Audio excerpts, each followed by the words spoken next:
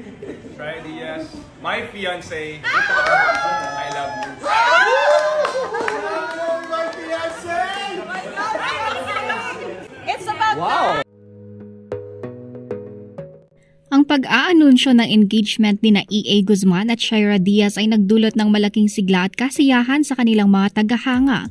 Ang desisyong ito ay nagpapatunay na ang pagmamahal ay hindi nasusukat sa tagal ng pagsasama kundi sa kalaliman at kahandaan na ibigay ang pangako at pagmamahal sa bawat isa. Inamin nila sa unang hirit na aktual na nangyari ang kanilang engagement noong December 25, 2021 na talaga nga namang nagbigay ng kakaibang kahulugan sa kapaskuhan nila. Ang kanilang engagement ay hindi lamang isang simpleng pahayag ng pagmamahal kundi isang inspirasyon sa iba na maging tapat at matatag sa kanilang mga relasyon.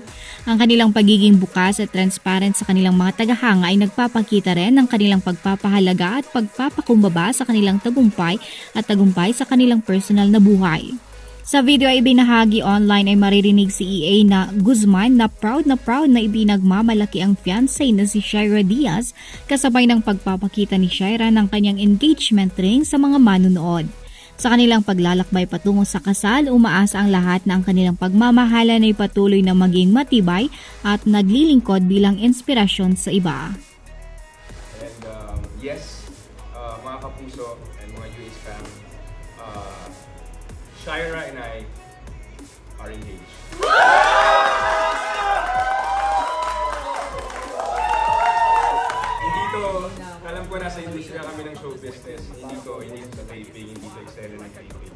Ito po ay nangyari sa aktual na sitwasyon. It happened on December 25, 2021.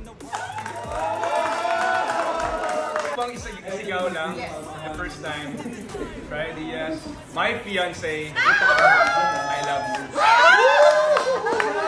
My fiancé!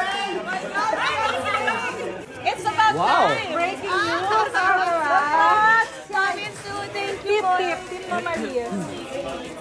Ginagawa naman naman they always they always Thank you, Miss Susan. Thank you, Miss Susan. Thank you po.